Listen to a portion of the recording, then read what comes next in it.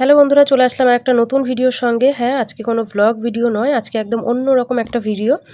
তোমরা তো এতক্ষণে টাইটেল থাম্বনেল বা এই যে এত কিছু দেখে বুঝেই গেছো যে আজকে কি ভিডিও হতে চলেছে। হ্যাঁ, আজকে আমি তোমাদের সাথে আলোচনা করব, মানে আমরা মধ্যবিত্ত ঘরের যারা হাউসওয়াইফ আছি তারা আমরা সংসার চালিয়ে এই এখনকার দিনে ওই অল্প ইনকাম দিয়ে সংসার চালিয়ে এত কিছু ম্যানেজ করে কি করে আমরা একটু হলেও মানি সেভ করব, তো সেই বিষয়ে আজকে তোমাদের সাথে আলোচনা করব। কিন্তু কি বলো তো, সবার ফ্যামিলিতে হচ্ছে মানে সবার পরিবারের সদস্য সংখ্যাও একই নয়, মানে সদস্য সংখ্যা কম বেশি আছে সবার। তারপরে আবার সবার ইনকামটাও একই নয়, ইনকামটাও পরিবারে এক এক পরিবারে এক এক রকম ইনকাম মানে কম বেশি হয়। তো সেক্ষেত্রে সবার সেভিংসটাও যে এক হবে এটা নয়, তবে আমি বলছি যে আমাদের সংসার খরচ থেকেই কিছুটা হলেও বাঁচিয়ে আমরা কিভাবে একটু সেভিংস করতে পারবো। তো চলো, আজকে ভিডিওটা একটু হলেও হয়তো তোমাদের জন্য হেল্প হবে, তো চলো পুরো ভিডিওটা দেখতে থাকো। দেখো, এখানে আমি লিখে নিয়েছি মধ্যবিত্ত ঘরের বউ হয়ে অল্প ইনকাম দিয়ে সংসার চালিয়ে কিভাবে আমরা মানি সেভ করতে পারবো। তো এই হচ্ছে আজকে আমাদের মূল বিষয়, মানে আমাদের সংসার খরচ থেকেই আমাদের একটু হলেও বাঁচাতে হবে।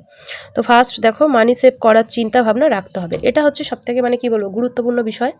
আমাদের সকলেরই মানি সেভ করার একটা চিন্তা ভাবনা আমাদের মনের মধ্যে রাখতে হবে।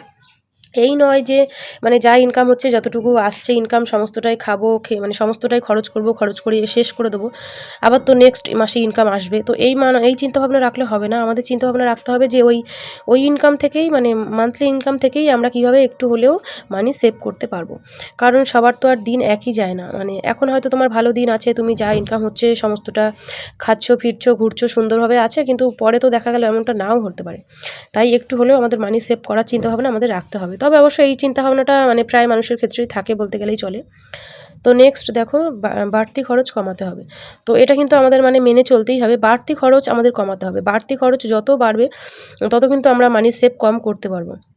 তো বিশেষ করে আমরা মেয়েরা আমরা কি করি, একটা সুন্দর ভালো শাড়ি বা সুন্দর কুর্তি বা সুন্দর বিছানার চাদর বা বেড কভার যাই বলো না কেন, সুন্দর একটু বিছানার চাদর বা ঘরের দরজার পর্দা, এটি সুন্দর কিছু দেখলেই আমাদের কিনতে ইচ্ছা করে, কিন্তু দেখা গেল আমাদের রয়েছে মানে আমাদের ঘরের স্টকে অনেক পড়ে রয়েছে, তারপরেও আমাদের কিনতে ইচ্ছা করে। এই যে বাড়তি খরচটা আমাদের কমাতে হবে, মানে দরকার নেই তারপরেও আমরা কেনাকাটা করছি, সেটা আমাদের একটু কমাতে হবে। তো তারপরে দেখো, বিদ্যুৎ অপচয় গ্যাস অপচয়। এই যে বিদ্যুৎ অপচয় গ্যাস অপচয়, এটা কিন্তু আমরা মানে অনেকেই করে থাকি। মানে এই যে বিদ্যুৎ যেমন ধরো বলছি আমি, দেখা গেল আমরা একটা রুমে আমরা কেউ নেই, তো সেই রুমে আমরা টিভি ফ্যান লাইট সব কিছু চালিয়ে দিয়ে আমরা বাইরে রুমে বা ডাইনিংয়ে কোথাও রয়েছি বা রান্নাঘরে রয়েছি, কিন্তু এদিকে আমাদের রুমে টিভি ফ্যান সব কিছু চলছে। তো সেখানে তো আমাদের ইলেকট্রিক বিলটা বাড়ছে, তাই না? সেখানে ঘরে যেহেতু আমরা কেউ নেই, তো ওই লাইট ফ্যান টিভি এগুলো না চালিয়ে রেখে মানে চালিয়ে রেখে বাইরে বেরিয়ে আসার তো কোনো দরকার নেই। যখন আমরা বেরিয়ে আসছি যে আমরা টিভি দেখবো না বা আমরা ঘরে নেই, আমাদের ফ্যানের এখন দরকার নেই, তখন তো আমরা রুমের ফ্যান ট্যানগুলো বন্ধ করে আসতে পারি, কিন্তু আমরা এটা অনেকেই ভুলে যাই। দেখা গেল রুমে নেই, পাখা চলছে, তো এইগুলো আমাদের একটু কমাতে হবে, মানে বিদ্যুৎ অপচয় গ্যাস অপচয় এগুলো আমাদের একটু কমাতে হবে। তো তারপর দেখো, ফোনপে গুগল পে। আচ্ছা, তোমরা এই ফোনপে গুগল পে দেখে কী ভাবছো, মানে এটা আমি ক্রস চিহ্ন দিয়েছি, তোমরা ভাবছো হয়তো আমি ফোনপে গুগল পে ইউজ করতে বারণ করছি। না, ফোনপে গুগল পে তো এখনকার দিনে আমাদের কাছে মানে ভীষণ একটা দরকারি দুটো অ্যাপস। এই অ্যাপস তো আমাদের লাগেই।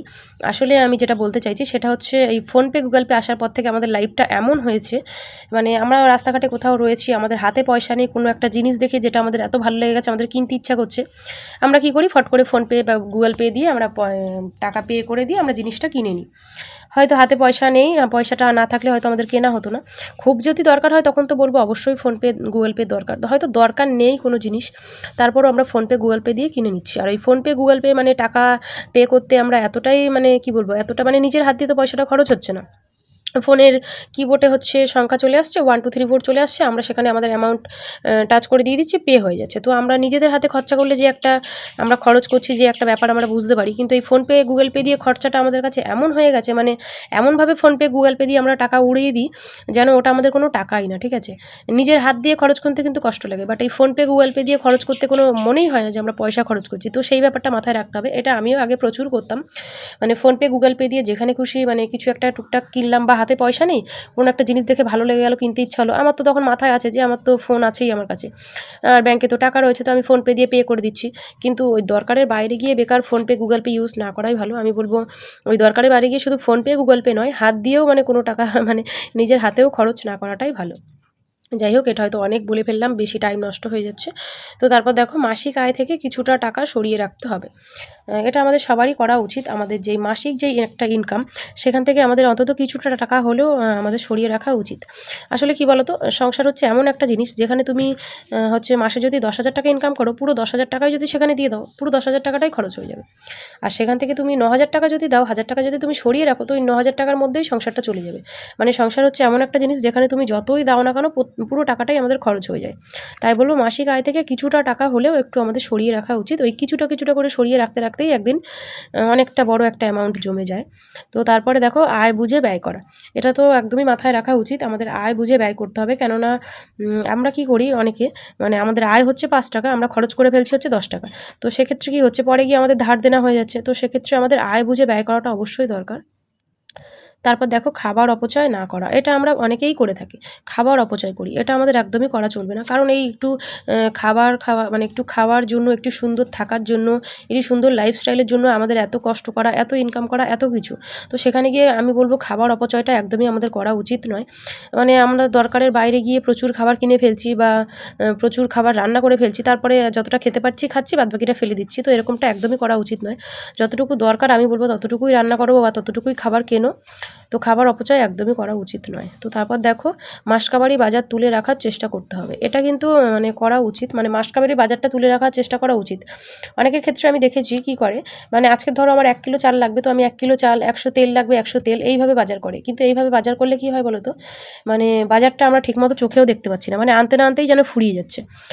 কিন্তু যদি আমি মাসকাবারি বাজারটা তুলে রাখি, তো আমার একটা সারা মাসের বাজার থাকলো। তো সেক্ষেত্রে মানে কি বলবো, খরচটা একটু কম হয়। ওই প্রতিদিন যদি 1 কিলো 2 কিলো করে চাল আমরা কিনতে যাই, সেক্ষেত্রে যা দাম হবে তার থেকে যদি আমরা পুরো মাসের একটা কিনে রাখি, তো সেক্ষেত্রে কেজিতে হলেও 2 টাকা হলেও কম হবে, বা এই যে পুরো মাসের বাজারটা করতে গিয়ে প্রত্যেকটা বাজারে কিছুটা করে টাকা হলেও আমাদের কিন্তু কম হবে। তো তারপর দেখো শাক সবজি মাছ মাংস বুঝে বাজার করতে হবে, এটা তো একদম মানে মাস্ট করতেই হয়। কারণ মুদিখানা বাজারটা হচ্ছে আমরা একটু বেশি করে তুলে রাখলেও সেটা নষ্ট হয় না, কিন্তু এই যে শাক সবজি মাছ মাংস, এটা যদি আমরা 1 মাসের কিনে রাখতে যাই, মাছ মাংসটা যাও ফ্রিজে থাকবে, শাক সবজিটা কিন্তু 1 মাস ফ্রিজে থাকে না, ঠিক আছে? ফ্রিজে যতই তুমি রাখো 1 মাস কিন্তু শাক সবজি ফ্রিজে ভালো থাকে না। ফ্রিজে শাক সবজি 1 মাসে কিন্তু নষ্ট হয়ে যায়। তাই বলবো ওই মানে ভালো লাগলো বাজারে গিয়ে টাটকা টাটকা ফ্রেশ সবজি দেখে ভালো লাগলো, ইচ্ছা মতো কিনে নিলাম। তো এরকমটা না করাটাই ভালো। তোমার ফ্যামিলিতে যতটুকু তোমার খরচ হয়, শাকসবজি যতটুকু তোমার লাগে, তো আমি বলবো ততটুকুই কিনে রাখা উচিত। এই নয় যে প্রতিদিন বাজারে যাও প্রতিদিন কেনো, তাই নয়। মানে ফ্রিজে যতদিন শাকসবজি বা মাছ মাংস যতদিন রাখলে ভালো থাকে আর কি, সেই আন্দাজ অনুযায়ী তুমি একটু কিনে রাখলে। বেশি করে কিনে রেখে তো লাভ নেই, সেটা তো নষ্ট হয় আমাদের, তাই না? তো তারপর দেখো স্বামী স্ত্রী দুজনেই সংসারটা বুঝে চালাতে হবে, এটা কিন্তু মাস্ট করতেই হয়। কেননা ধরো স্বামী ইনকাম করছে বলে স্বামী ইচ্ছা মতো খরচ করে যাবে, সে কোনো পিছনের দিকে তাকাবে না, সেটা করলে তো হয় না। বা স্বামী ইনকাম করছে বলে তার পয়সার মূল্য স্ত্রী দিচ্ছে না, সে জানে আমি তো ইনকাম করছি না, আমার তো কষ্ট হচ্ছে না, তো সে ইচ্ছা মতো খরচ করে যাচ্ছে, যখন যেটা ভালো লাগছে কিনে যাচ্ছে। তো এরকম করলে মোটেও চলবে না। সংসারটাকে ঠিক রাখতে গেলে স্বামী স্ত্রী দুজনকেই সংসারটা বুঝে চালাতে হবে, দুজনকেই বুঝে খরচ করতে হবে, বা বুঝেই সব কিছু চালাতে হবে।